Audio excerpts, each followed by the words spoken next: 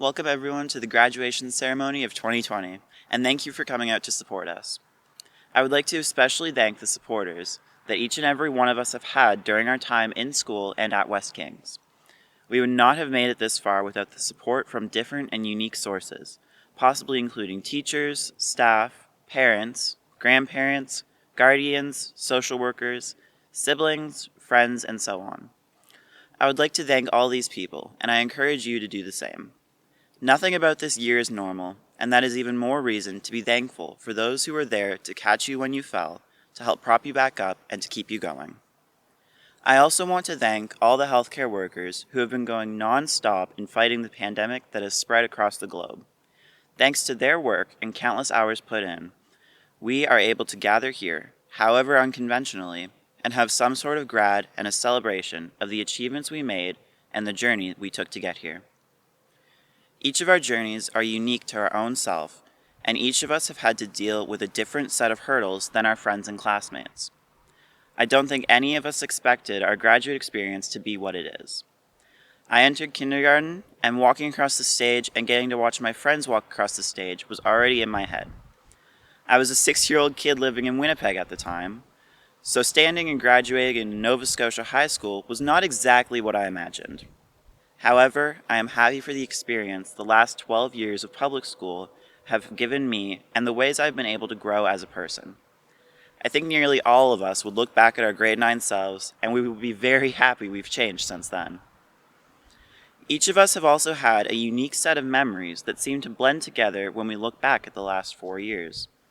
Sometimes I think of an event and I can't remember exactly which year it is from. Sitting in a science lab with friends and staining my hands because I thought separating strawberry DNA was the coolest thing, to sitting in the back of social studies when that was still a thing, and watching another friend being very against the fact that we were watching the Polar Express. Playing Webkins on our phones during drama class, also if Mr. Gebhardt is listening, we never did that, and watching another friend he's sitting in physics, and hearing yelling from downstairs as the French class prepared a send-off for a retiring teacher. Letting student pie Mr. Doucette in the face for over $100, and watching cotton candy strands float around the cafeteria with council because it was a new cotton candy machine and none of us really knew how to use it. And also that was the same day I realized I had gone 18 years of my life spelling cotton candy wrong.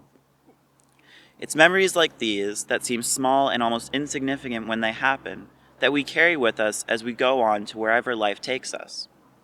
Some of you shared memories with me as well, including teachers being kind, helpful, and in one instance, dancing to Fire Burning by Sean Kingston. Some of us are going to university or college to have some more time in school before we go out into the big world.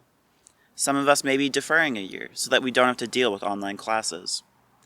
Some of us will be going into apprenticeships or job positions to gain more experience doing what we want.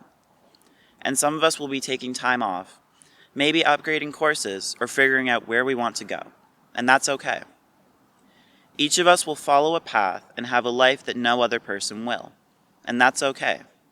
We get to set off and try to define our life as we wish and figure out how to navigate the adult world that many have said we are both prepared for and not at all prepared for. We are going into an era where no one knows what is happening or what is going to be our new normal. We are at a time of social and political change in many areas, and we can just hope we are ready. Our teachers have done what they can to prepare us for what lays ahead, and I think many of us will take comfort one day in the small, seemingly mundane things they did. Mr. Dory reading the weather every morning without fail and doing his best to make sure we were all up to date on what was going on in the school. Mr. McDougall sitting in grade 9 French with us and playing the game where we had to ask what was in the box, but in French, which made it a lot harder for most of us. No matter where we go, where we end up, we are here. Sometimes, when things feel like they are going faster than any of us can imagine, we can take comfort at looking where we have been and how far we've come. And so, when nothing feels certain and you just need to find something to ground yourself, remember, you are here and you have the potential to go anywhere. There's 2 quotes I think really sum up what my high school experience has taught me, and I hope they'll mean something to you as well. Firstly, we shouldn't forget to be happy about celebrating who we are and what we'd like to become, from Julie Payette, the Governor General of Canada and astronaut, which I also just think is a really cool job title. Second, one that really speaks to me, which is, I know less now than I ever did about how life is supposed to go. It's Relaxing, by Leslie Feist, a Canadian singer-songwriter. And I think that's what this year has really shown us. Nothing went to plan, and although people will just say that's life, and it is also a unique experience we shared. We made it through, despite how nothing we thought would happen and did, and we may not feel it, but we are stronger because of it. We're 2020 grads, and we're all set to go out into the big world knowing we did it, and we're going to keep going. Because if a pandemic couldn't stop us, I'm not sure what will. Congratulations, everyone, and here's to whatever comes next.